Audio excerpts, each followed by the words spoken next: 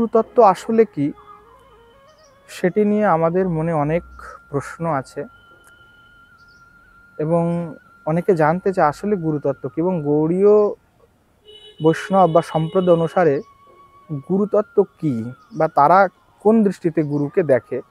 কারণ বিভিন্ন সম্প্রদায়ের বিভিন্ন মতামত, তাদের দৃষ্টি আলাদা, আমাদের দৃষ্টি আলাদা। কারণ কোনো সম্প্রদায় আছে যারা নিজেকেই স্বয়ং ব্রহ্ম বলে থাকে, তাদের কাছে নিজেরাই ব্রহ্ম, গুরুও ব্রহ্ম, সবই কিছুই ব্রহ্মময়। তো আমাদের দৃষ্টিতে গুরু কি? কারণ গৌড়ীয় সম্প্রদায়ের যদি কেউ ব্যক্তি হন, তাহলে তাকে গৌড়ীয় সম্প্রদায় অনুসারেই সেই তত্ত্বকে মানতে হবে এবং সেই তত্ত্বকে গ্রহণ করতে হবে। অনেকেই আজকাল আমরা দেখছি তথাকথিত সনাতন ধর্মের একতার নামে স্বসম্প্রদায়ের সেই সিদ্ধান্ত মর্যাদাকে উল্লঙ্ঘন করে তারা অন্যান্য সম্প্রদায় এবং অন্যান্য মতের সিদ্ধান্তগুলিকে গ্রহণ করে গৌড়ীয় সম্প্রদায়ের যে মর্যাদা এবং সিদ্ধান্ত তাহাকে তারা পদপিষ্ট করিতেছে। তো এই পদপিষ্ট করিতেছে দেখিয়া আমার মনে অনেক দুঃখ হইয়াছে, যার কারণে এই ক্রম অনুসারে ধীরে ধীরে আমি গৌড়ীয় সম্প্রদায়ের যে আসলে সিদ্ধান্ত, সেই সিদ্ধান্তগুলিকে সামনে একেবারে প্রকট করে তুলে ধরতে চাই। কারণ কিছু কিছু কপটিয়া আছে যারা বাইরে বৈষ্ণব কিন্তু ভিতরে কৌল, ভিতরে তান্ত্রিক, বামাচারী। তাহারা গৌড়ীয় সম্প্রদায়ের যে সিদ্ধান্ত, সেই সিদ্ধান্তকে পদপিষ্ট করে মুখে মুখে তাহারা গৌড়ীয় সম্প্রদায়ের অনেক গুণগান করিলেও গৌড়ীয় সম্প্রদায়ের আচার্যদিগের সিদ্ধান্তকে উল্লঙ্ঘন করিয়া স্বতন্ত্র মত প্রদর্শনপূর্বক, স্বতন্ত্র বিচার প্রদর্শনপূর্বক তাহারা এই সম্প্রদায়ে খ্যাত হইয়াছেন বা খ্যাতিপ্রাপ্ত হইতেছেন। তো সেই তত্ত্ববস্তুগুলিকে তুলে ধরলে আশা করি কাহারও নাম আমার নিতে হবে না, অটোমেটিক জনসাধারণ জনমানুষ সে সমস্ত ব্যক্তিদের চিনিতে পারিবেন, তাহারা সাবধান হইতে পারিবেন। তো গুরুতত্ত্ব যদি বলি, যে আমাদের গৌড়ীয় সম্প্রদায় অনুসারে গুরুতত্ত্ব সংক্ষেপে বলতে গেলে গুরু এবং বৈষ্ণবেরই অচিন্ত্য ভেদাভেদ প্রকাশ হচ্ছে গুরুদেব, অর্থাৎ শ্রীহরি এবং বৈষ্ণবেরই অচিন্ত্য ভেদাভেদ প্রকাশই হচ্ছে শ্রী গুরুদেব। অভেদ বিচারে তিনি উপাস্য পরাকাষ্ঠা সাক্ষাধরিতেন সমস্ত শাস্ত্রের রুক্তস্তথাপি তথাপি শ্রী প্রভু ভগবানের নিত্য প্রেষ্ঠ, কিন্তু প্রভুর্য প্রিয়এব তস্য। অর্থাৎ শ্রীগুরু আশ্রয় জাতীয় তত্ত্ব, শ্রীকৃষ্ণ বিষয়বস্তু, শ্রী গুরুদেব ভগবান হয়েও সেবক, অর্থাৎ ভগবান মুকুন্দের পৃষ্ঠ। রাগমার্গীয় স্বরূপসিদ্ধ শিষ্যের চক্ষুতে কৃষ্ণশক্তি অভিন্ন বারসভানবী প্রকাশ। শ্যামানন্দ শতকে সেটি আপনি দেখতে পারবেন। শ্রৌতপন্থীরাই কেবল গুরুদেবের নিত্যতা স্বীকার করেন, কিন্তু মায়াবাদীগণ, চারবাক, বৌদ্ধ, আরহত প্রভৃতি দার্শনিকগণ গুরুর পারমার্থিক নিত্যতা স্বীকার করেন না। জ্ঞানীবাদীদের ত্রিপুটিলয়ে গুরু শিষ্য সম্বন্ধ থাকে না। যোগ সিদ্ধিতে কৈবল্য লাভের পরে গুরু সেবার আবশ্যকতা বোধ হয় না। সুতরাং এইরূপ শনিক গুরু স্বীকার বাদে পরাভক্তিও সুদূর পরাহত। এইখানে একটা জিনিস আমরা লক্ষ্য করি, যে সাক্ষাধরিতেন সমস্ত শাস্ত্রেই, তিনি সাক্ষাধরি, সমস্ত শাস্ত্রতে তিনি জানেন। এখন যদি গুরুর প্রসঙ্গতে আসে, তাহলে গুরুকরণের ক্ষেত্রে আমরা আগেই দেখি যে গুরুকে কেমন হতে হবে, তিনি সমস্ত শাস্ত্রে পারদর্শী হতে হবে, তিনি শাস্ত্র আদি সম্বন্ধে তার জ্ঞান থাকতে হবে এবং ভক্তও হতে হবে। বিশেষ করে আমরা যদি শ্রীমান মহাপ্রভুকে দেখি, তাহলে শ্রীমান মহাপ্রভু বিদ্বান ছিলেন। শ্রী মহাপ্রভুর যত পার্শ্বদ ছিল তার অধিকাংশই 99.9% লোকই ছিলেন বিদ্বান, পণ্ডিত, জ্ঞানী। তো আজকাল এই তথাকথিত যে লোকের আছে যারা আসলে পড়াশোনার সাথে তাদের দূর দূর কোথাও সম্বন্ধ নাই, হ্যাঁ, তাদের কথাই যদি বলি, তারা মানে বিগত 100 বছর 150 বছর হচ্ছে এই প্রথাটা চলছে। 100 বছর মতো হবে যে যেখানে বিদ্যাকে অবহেলাপূর্বক কেবল ভজনকেই মুখ্যতা ভাবে গ্রহণ করা হচ্ছে। এখন ওটি ভজন কিনা আমি জানি না, কারণ শাস্ত্র এটা বলছে যদি কেউ ভজন করে তাহলে তাকে শাস্ত্র সম্বন্ধে জ্ঞান অবশ্যই জানতে হবে।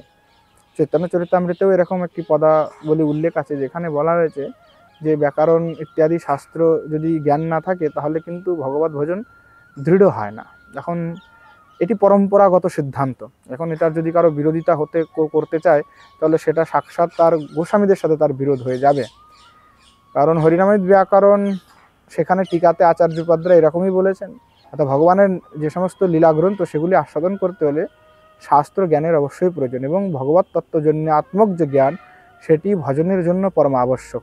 অর্থাৎ তত্ত্বকে না জেনে যদি কেউ ভজন করে তাহলে তার ভজনটি আসলে সুদৃঢ় হয় না বা পরিপক্ক হয় না। কেমন, ধরুন আপনি গৌড়ীয় সম্প্রদায়ে আছেন, এখন গৌড়ীয় সম্প্রদায়ে আচার্যদের যে সিদ্ধান্ত সেই সিদ্ধান্ত অনুসারে শিব, কালী, কৃষ্ণ, দুর্গা এরা কখনোই এক নয়। কৃষ্ণ সর্বশ্রেষ্ঠ, শিব এবং কৃষ্ণ কখনো এক হতে পারে না, বা কালী কৃষ্ণ কখনো এক হতে পারে না।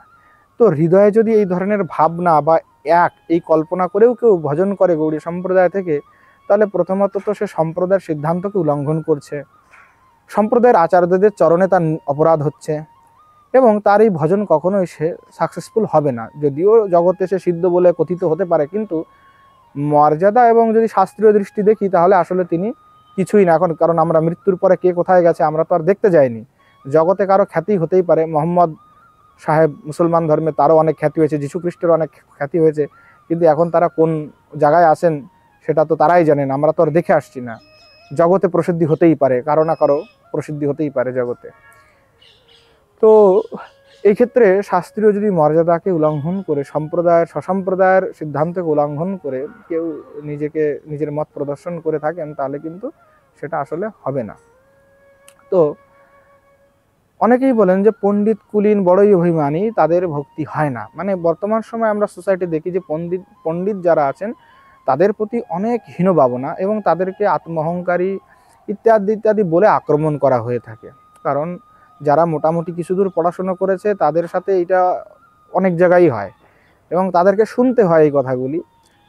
তো আসলে যদি আপনি বিচার করেন যে রূপ গোস্বামী, সনাতন গোস্বামী, যারা প্রধান গোস্বামী, সবাই কিন্তু বড় বড় বিদ্বান ছিলেন। এবং আপনি দেখুন যে গৌড়ী সম্প্রদায় যারা বানিয়েছে তারা সবাই পণ্ডিত, তারা সংস্কৃতে টিকা লিখেছেন, সংস্কৃতে গ্রন্থ লিখেছেন। সেই সম্প্রদায়ের যে জীব গোস্বামীপাদ তিনি প্রচুরতর গ্রন্থ লিখেছেন এবং তিনি গুরুকুল প্রারম্ভ করেছিলেন, এবং তিনি দামোদর মন্দিরের ওখানে থেকে তখন পড়াতেন, অনেক বিদ্যার্থীকে তিনি পড়িয়েছেন, অনেক পরম্পরা সেখান থেকে প্রারম্ভ। তাহলে ভাবুন একজন গোস্বামী তিনি কি জানতেন না যে আসলে বিদ্যা অধ্যয়নের সাথে কোনো ভজনের সম্বন্ধ নাই? যদি তাই হবে তাহলে জীব গোস্বামীপাদ কেন এগুলি করলেন? আর গোস্বামীদের কি প্রয়োজন ছিল এই গ্রন্থগুলি লেখার সংস্কৃতে? তারা এটা ভাবতে পারতেন যে আমরা সাধারণ বাংলা ভাষায় লিখে যাই, তাহলে কমসে কম কিছু তো পড়তে পারবে। আচ্ছা, তাও আমি যদি বলি যে বাংলা লেখাটাও তো বিদ্যার লক্ষণ, তাহলে এটি বাদ দিয়ে হয়তো তারা কোনো কিছু না লিখে শুধু বলতেন যে ভজন করো, আর কিছুর দরকার নেই, নাম জপ করো, আর কোনো কিছুর প্রয়োজন নাই, লেখার কোনো কিছুর দরকার নাই।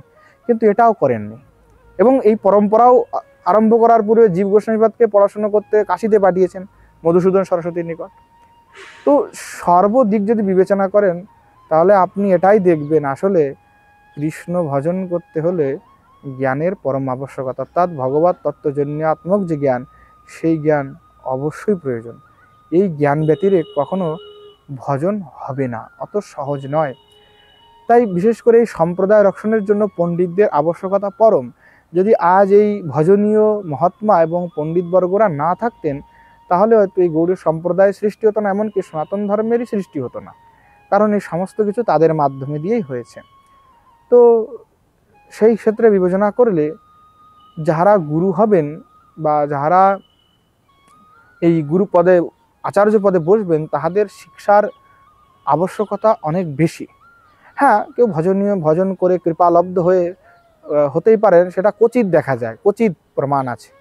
তা যেখানে ক্বচিৎ কথা হয় সেটাকে মুখ্য বলে কখনো গ্রহণ করা যায় না। এটা শাস্ত্রে আছে, পতঞ্জলি ঋষির কথা, যে কচিত কচিত যদি মন্যতে আপনি কোথাও দেখেন তাহলে সেটাকে আপনি গ্রহণ করলে হবে না। অর্থাৎ এটা অনেক রেয়ার কেস যে কৃপা শক্তির দ্বারা হতে পারে। সেটা আমরা 1000, 10,000, 1 কোটি লোকের ভিতরে একজন হতে পারে যে কৃপা শক্তির মাধ্যমে লাভ করেছেন। জীব গোস্বামীপাদ বলছেন এই জন্য যে পরম্পরাগতভাবে প্রাপ্তি হয়, তো একটা বিষয় থাকে। তো এই গুরুগণ যারা হবেন সাক্ষাৎ হরিত্বেন সমস্ত শাস্ত্রে, তাহলে সমস্ত শাস্ত্রে তার কিন্তু জ্ঞান থাকতে হয়। এখন গুরুবাক্য বেদবাক্য তার মানে এই নয় যে গুরুদেব যা বললেন সেটাই বেদবাক্য না। গুরুদেব যেহেতু সমস্ত শাস্ত্রকে জানেন, তাই তিনি বেদের বাক্যকে উল্লঙ্ঘন করবেন না, এইটি বোঝানো হয়। তো এই জন্য দেখুন, পণ্ডিতদের কখনো এইভাবে আপনারা তুচ্ছ তাচ্ছিল্য করবেন না। কারণ এই যে একাদশী ব্রত করছেন সেটাও এই পণ্ডিতরা বলে দিচ্ছে, তাই আপনারা ব্রত করছেন। কিন্তু সারাদিন শেষে আপনি যখন এই পণ্ডিত কুলীন অভিমানী বলে গালি দেন, তখন আপনার পরম্পরার বৈষ্ণব আচার্যদের চরণে এটা অপরাধ হয়। আর এখানে পণ্ডিত কুলীন অভিমানী বলতে যে সাধারণ যে স্মৃতি পণ্ডিতকার আছেন, অর্থাৎ স্মার্ত পণ্ডিতকার আছেন বা ভগবত বিদ্বেষী যে পণ্ডিতগণ আছেন তাদের কথা বলা হয়েছে। ভক্ত ভজনীয় যারা পণ্ডিতগণ আছেন তাদের কথা বলা হয়নি। আর একটা জিনিস স্বাভাবিক মনে রাখবেন, যে জলের ধর্ম শীতলত্ব, আগুনের ধর্ম হচ্ছে দাহ্যত্ব, অর্থাৎ জলে হাত দিলে শীতল হবে। ভূমির কি, ভূমি হচ্ছে গন্ধবর্তী ভূমি, তা ভূমিতে গন্ধ থাকবেই, এবং বায়ুতে স্পর্শত্ব, বায়ু স্পর্শ করে, এবং জল শীতলত্ব, জলে শীতলতা আছে, এবং আগুনে দাহ্যত্ব, এগুলি থাকবে। তো পণ্ডিতে পাণ্ডিত্য অবশ্যই থাকার দরকার। যদি পণ্ডিতে পাণ্ডিত্য না থাকে, আপনি যদি বলেন যে মিষ্টির ভিতরে মিষ্টি থাকবে না, তাহলে তাকে তো মিষ্টি বলা যাবে না। ঠিক তদ্রূপভাবে পণ্ডিতের ভিতরে পাণ্ডিত্য থাকা অবশ্যই উচিত এবং থাকবে। কিন্তু সবসময় সবাইকে অহংকারী বা ইত্যাদি ইত্যাদি বলা উচিত না। কারণ যাহাদের শাস্ত্র জ্ঞান নাই তারা শাস্ত্র না জানিয়া কথা বলে এবং পণ্ডিতদেরকে বিভিন্ন কথা বলতে পারে, কিন্তু যাহারা শাস্ত্র জানেন তারা কখনো এই ধরনের কথা বলবে না। তো এই ক্ষেত্রে গৌড়ীয় বৈষ্ণবদের প্রায় প্রত্যেক আচার্য ছিলেন বিশাল বিশাল দিগ্গজ বিদ্বান, ভগবত তত্ত্বজন্যাত্মক জ্ঞানকে লাভ করে তারা বিশাল বিশাল বিদ্বান ছিলেন। তো তারা গুরু হয়ে পদে বসেছেন। এই জন্য সম্প্রদায়ের একটা আলাদা তখন স্থিতি ছিল। বর্তমানে সেটি না থাকায় সম্প্রদায়ের দুরবস্থা হয়ে যাচ্ছে। তো এই ক্ষেত্রে যে গুরু এবং ভগবান, আমাদের গৌড়ীয় বৈষ্ণব হিসাবে গুরু ভগবানেরই অংশ, এবং ভগবানের দৃষ্টি আমাদেরকে তার উপরে রাখতে হবে যে আসলে উনি ভগবান, এই দৃষ্টি রাখতে হবে। কিন্তু তারপরেও তিনি সেবক, কার? ভগবানের, গোবিন্দের সেবক, অর্থাৎ শ্রদ্ধা রাখার জন্য এই কথা বলা হচ্ছে। কিন্তু গুরুদেব আসলে ভগবান নন। এইখানে হচ্ছে বিষয়বস্তু, এখানে ক্লিয়ার হতে হবে যে গুরুদেব কখনোই ভগবান নন, ভগবানের একজন পৃষ্ঠ এবং সেবক। অর্থাৎ আমাদের শ্রদ্ধা রাখার জন্য, দৃঢ় নিষ্ঠা রাখার জন্য গুরুদেব ভগবান আমাদের দৃষ্টিতে। যদি ভগবান না হয় তাহলে হয়তো আমরা মনুষ্য জ্ঞান করলে সেখানে অনেক দোষ দৃষ্টি দেখে ফেলতে পারি। কারণ এই সংসারে প্রত্যেক মনুষ্যের ভিতরেই দোষ গুণ আছে, কেউ একেবারে পুত পবিত্র নয়। তাই যতক্ষণ আমি না পরম পবিত্র পুত পবিত্র হচ্ছি, ততক্ষণ হয়তো সামনের ব্যক্তিকে আমি আসলে বুঝতে পারবো না, বা তার ভিতরে আমিও দোষ দেখব। তাই গুরুদেবকে ভগবত জ্ঞান অবশ্যই করতে হবে।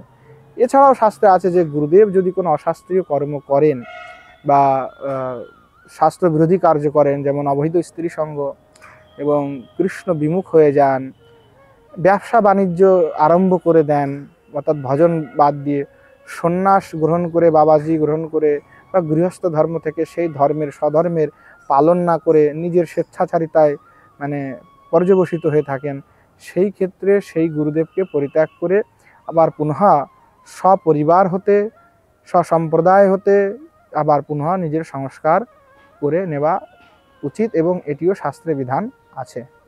তাহলে আমি নিশ্চয়ই বোঝাতে পেরেছি যে গুরুতত্ত্ব কী, এবং গুরুজন কারা, এবং কাকে গুরু করতে হবে, এবং কখন গুরু ত্যাগও করা যেতে পারে, এবং গুরুতত্ত্ব কী। জয় জয় শ্রী রাধে। সবাই ভালো থাকবেন। ভালো লাগলে আমাদের চ্যানেলটি সাবস্ক্রাইব করুন এবং ভিডিওটি শেয়ার করুন। জয় জয় শ্রী রাধে।